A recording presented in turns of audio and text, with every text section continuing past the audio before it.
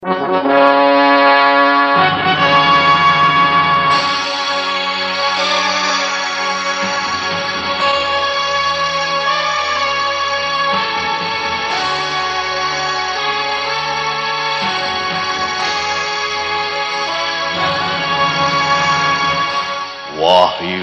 Astabrata.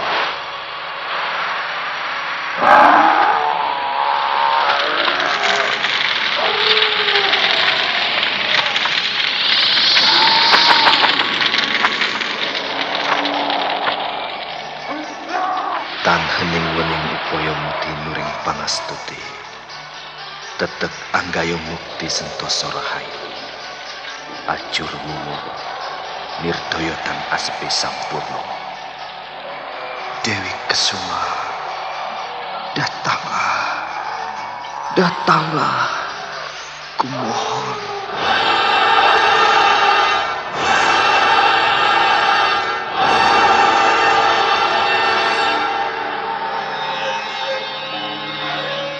Aji Sukmo, aku telah bersamamu. Kaulah suamiku. Mari menyongsong matahari.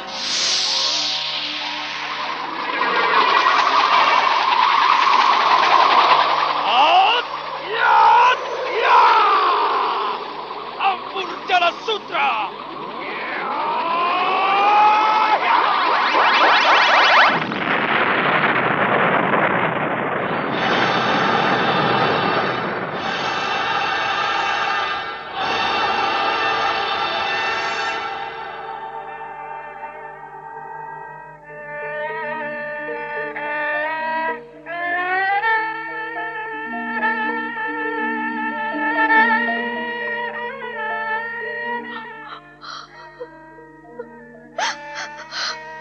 Kakang Sukmo, tolonglah aku.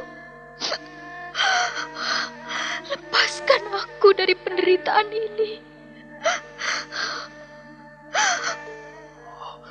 Rara Sunti, Rara Sunti, aku datang. Aku akan menolongmu. Rara Sunti.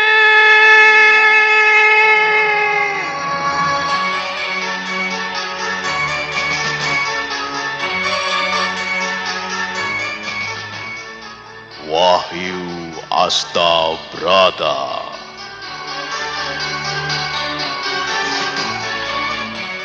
Serial Sandiwara Radio ini dipersembahkan oleh PT Swadaya Prativi.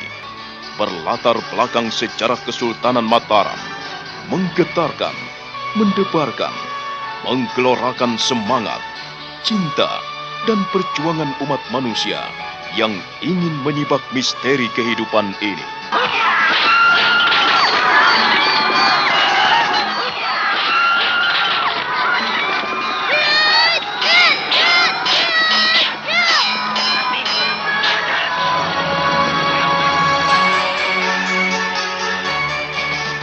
Didukung oleh Ferry Fadli, Eli Ermawati, Ivone Rose, Yuli Mulyana, Idris Apandi, M. Abud, dan artis-artis top lainnya.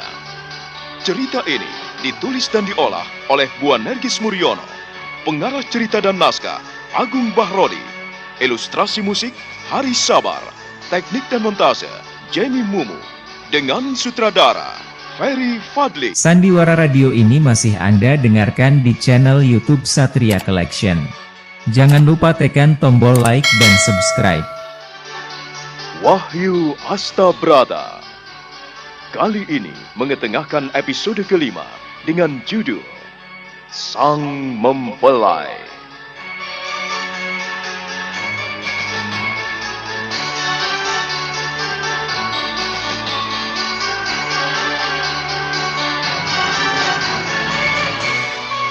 Dalam seri ke-121 ini didukung oleh para pemain Aris sebagai Raden Mas Jolang, Arya sebagai Pangeran Purpoyo, Iwan Dahlan sebagai Pangeran Mangkubumi, Ashari sebagai Pangeran Jumina, Nanang sebagai Pangeran Pringgoloyo, Ferry Fadli sebagai Kiwari, Naryo sebagai Sosok, Suryadin sebagai Guntur, Jumali sebagai Nandoko, M. Abud sebagai Kolo Cokro, Hari Akik sebagai Adipati Mondoroko, dan Asdi Suhastra, pembawa cerita. Selamat menikmati.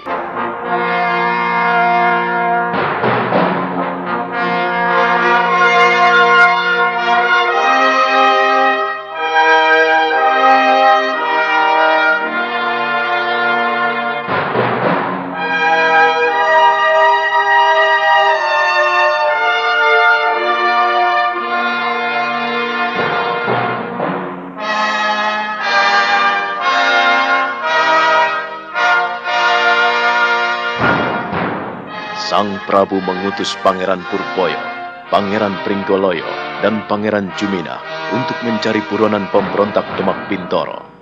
Demikian pula dengan prajurit-prajurit yang lain mendapat beban membersihkan sisa-sisa pemberontak.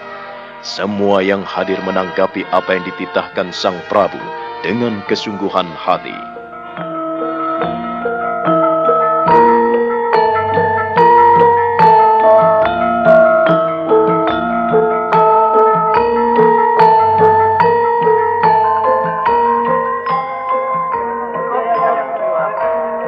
Siapa yang berhasil menangkap para buronan, penjahat perang, maka akan mendapatkan anugerah dari pemerintah Mataram.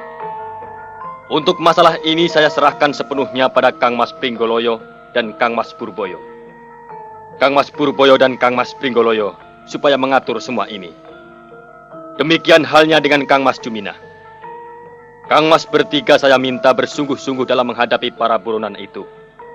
Yang paling utama untuk diringkus adalah Guntur dan Nandoko.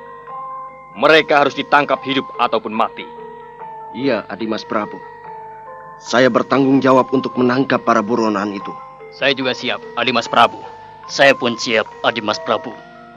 Dan saya berjanji tidak akan kembali ke Mataram jika saya tidak membawa kepala para pemberontak itu. Lalu, bagaimana dengan pemberontak yang satu itu? Aku belum puas sebelum membawa kepala Kolocokro. Benar, Eyang Mondoroko. Kolocokro pun harus ditangkap, hidup ataupun mati. Perlu kalian semua ketahui bahwa Kolocokro telah melakukan percobaan pembunuhan. Aku curiga sekali terhadap Kolocokro. Sebab dia memiliki kemampuan di atas rata-rata prajurit Demak Bintoro yang memberontak. Dia bukan hanya mengandalkan ilmu kanuragan, tetapi ia juga memiliki ilmu gaib dan ilmu sihir. Hanya orang yang memiliki ilmu silumanlah yang bisa menundukkannya. Kang Mas Purboyo, Kang Mas Pringgoloyo, dan Kang Mas Jumina. Saya harapkan hati-hati dalam menghadapi para pemberontak itu. Jangan sampai Kang Mas bertiga menghadapi masalah yang membuat Kang Mas bertiga kewalahan. Aku mendampingi Kang Masmu bertiga. Jangan khawatir. Terima kasih, Pak Lik Mangkubumi. Semua pemberontak negara harus kita tumpas. Kita tidak boleh percaya begitu saja bagi mereka yang kita tundukkan. Sebab aku khawatir apabila mereka menjadi bumerang. Para tawanan perang sudah sepantasnya dijadikan budak. Hal itu bisa diatur, Pak Lik Mangkubumi. Kiwarih telah merencanakan membuat telaga buatan untuk memelihara buaya. Telaga itu nanti bisa dipergunakan untuk menghukum orang-orang yang berkhianat pada negara. Siapapun yang melakukan kesalahan terhadap pemerintah Mataram, maka ia harus dihukum. Sebagai hukuman terberat adalah dimasukkan ke kolam buaya. Kenapa pada saat ini saya belum melihat Kiwari? Di mana dia? Apakah ia masih nekat ikut dalam pertempuran di Demak Bintoro? Apakah Eyang Mondoroko melihatnya? Eyang tidak melihatnya, Angger Prabu cucuku. Apakah Pak Lik Mangkubumi menjumpai Kiwari dalam medan peperangan? Aku hanya melihat setelah ia menemuimu dalam perbentenganmu. Setelah itu, aku tidak melihatnya. Apakah di antara saudara-saudara yang hadir di sini menyaksikan Kiwari turun dalam medan pertempuran? Semua yang hadir di Paseban Agung hanya bisa menoleh ke kanan dan ke kiri. Mereka kemudian menghaturkan sembah. Sandiwara radio ini masih Anda dengarkan di channel YouTube Satria Collection.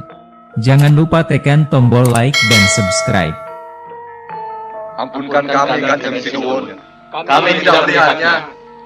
Adimas Prabu, saat tak kau izinkan ia ikut turun ke medan pertempuran. Benar, Adimas Prabu. Ia memacu si hitam dengan kencang meninggalkanmu saat itu. Setelah itu, saya pun tidak melihat dia kembali. Barangkali Kiwarih tinggal di Kerapiak, merampungkan pekerjaannya di sana. Baiklah kalau begitu. Mudah-mudahan saja Kiwarih ada di pesanggeran Kerapiak. Sebab dia memang bertanggung jawab penuh atas pesanggeran kita. Sosok, Hamba Kanjeng Sinuwun. hari ini juga ku minta kau pergi ke Kerapiak. Cari Kiwarih dan laporkan segera kemari. Ada atau tidak dia di sana. Tanyakan pada Ronto dan Janur. Sebab dia amat dekat dengan prajurit-prajurit itu. Hamba Kanjeng Sinuwun. Hamba mohon pamit. Pergilah secepatnya. Jangan menunda-nunda waktu. Hamba Kanjeng Sinuwun. Sosok prajurit pengawal itu pun segera menghaturkan sembah dan mundur sambil melangkah dan meninggalkan Paseban Agung untuk menuju ke Kerapiak.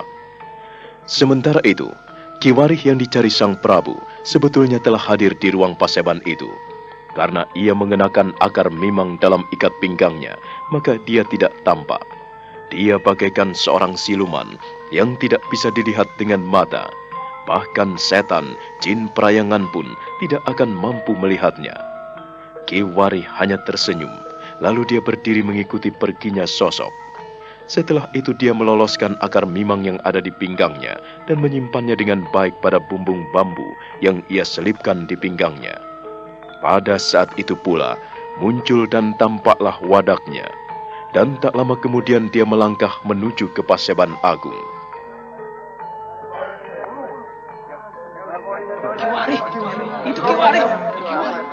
Mohon 1000 ampun, Kanjeng Sinuwun. Hamba terlambat dalam memenuhi undangan Paseban Agung ini. Panjang umurmu, Kiwarih. Baru saja aku mengutus sosok menuju ke Kerapiak, dan sekarang kau telah ada di tengah-tengah kami.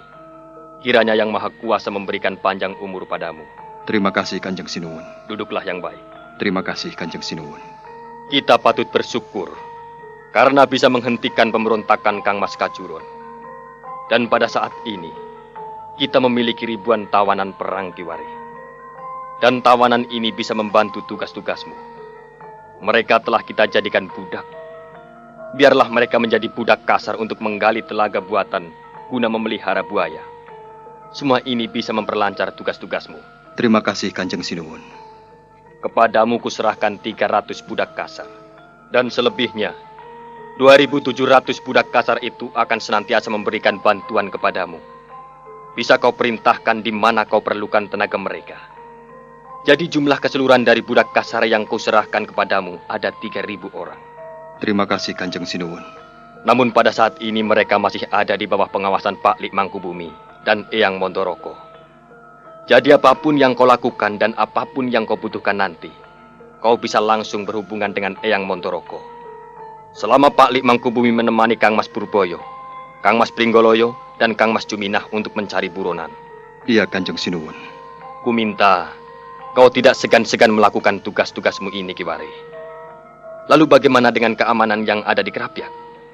Apakah terganggu dengan kerusuhan yang ditimbulkan oleh pemberontakan Demak Bintoro? Hamba, Kanjeng Sinuwun. Semua dapat diatasi oleh Ronto, Janur, dan kawan-kawan. Mereka bisa mengamankan pesanggerahan Kerapiak dengan baik. Terima kasih atas perhatianmu yang begitu besar demi kebaikan Mataram, Kiwarih. Dan selanjutnya, kau bebas menuangkan segala ide-idemu buat Mataram. Hamba, Kanjeng Sinuwun. Karena jasa-jasamu, maka kau mendapat penghargaan dari pemerintah Mataram. Terimalah lencana ini. Sang Prabu mengenakan sebuah lencana dan dikalungkan pada Kiwarih yang membungkuk di hadapannya. Hati Kiwarih terharu sekali menerima lencana emas dari Sang Prabu. Lalu dia pun kembali pada tempatnya semula.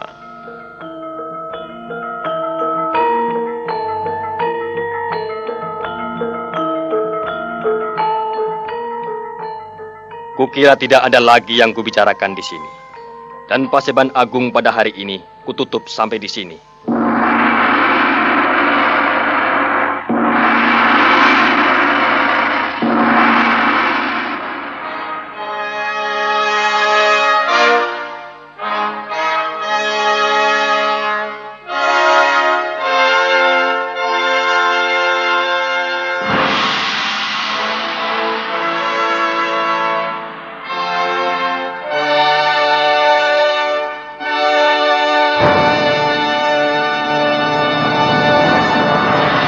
Sandiwara Radio ini masih Anda dengarkan di channel YouTube Satria Collection.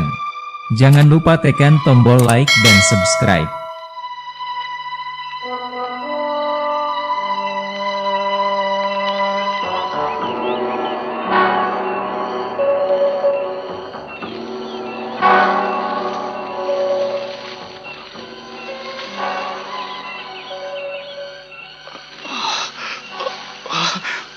Mampuslah aku, matilah aku.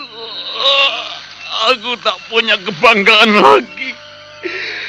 Aku tidak punya apa-apa lagi. Aku kehilangan laki-lakianku. Darahku hampir habis setelah aku berlari sampai ke puncak merbabu ini. Siapakah sebetulnya bajingan yang telah menelanjangiku dan memotong auratku?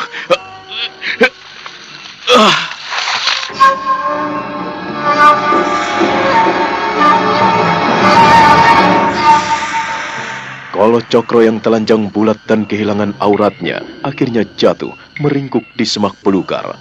Dia tidak sadarkan diri karena badannya menjadi lemas akibat kehilangan banyak darah yang keluar dari kemaluannya yang putus. Di Gunung Merbabu nampak sepi dan sunyi. Tubuhnya tak ada lagi yang merawatnya. Kini dia mengembara dalam alam gelap gulita, di mana dia tidak memiliki teman seorang pun. Sementara itu, teman-teman Kolo Cokro yang masih menjadi buronan, kini melarikan diri ke arah utara. Mereka berlari menuju ke pegunungan Kendeng.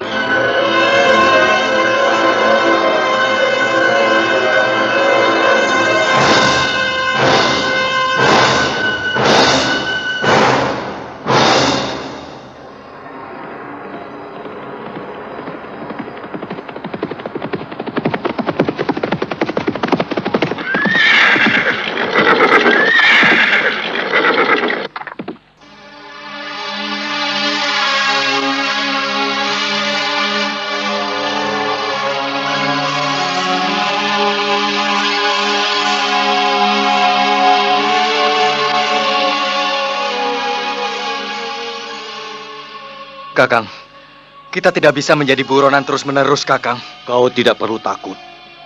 Ini sudah menjadi tanggung jawab seorang prajurit.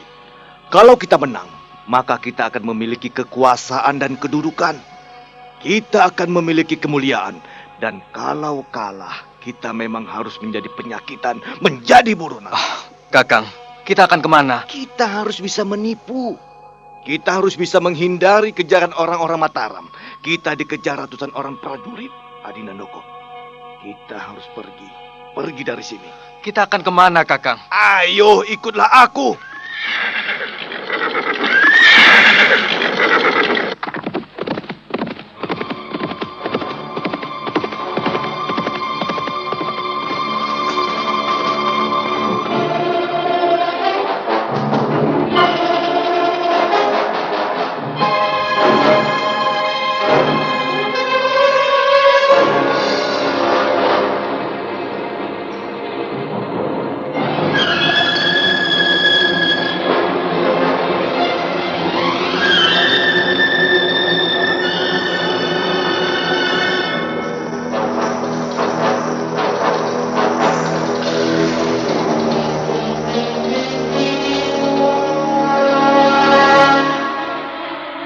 Guntur dan Nandoko menghentakkan tali kekang kudanya, maka kuda-kuda itu pun berlari semakin kencang.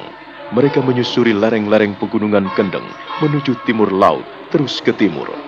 Nandoko tidak tahu kemana Guntur mengajaknya berlari, karena mereka dikejar-kejar oleh orang-orang Mataram yang memburunya.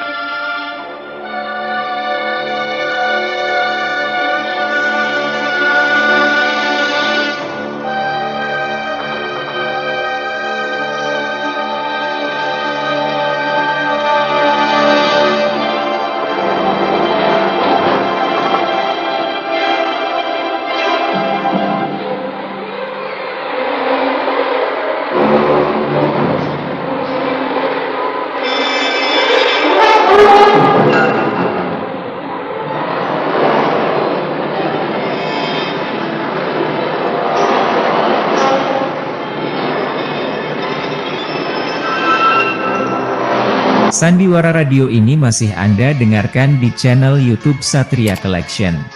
Jangan lupa tekan tombol like dan subscribe.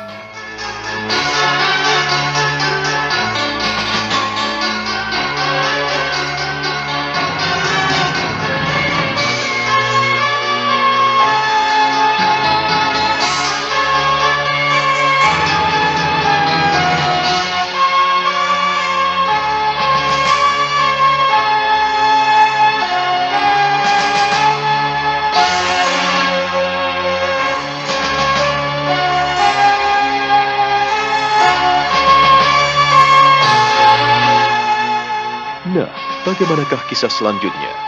Saudara pendengar, silahkan menunggu seri berikutnya dalam serial Wahyu Astabrata ini. Sampai jumpa.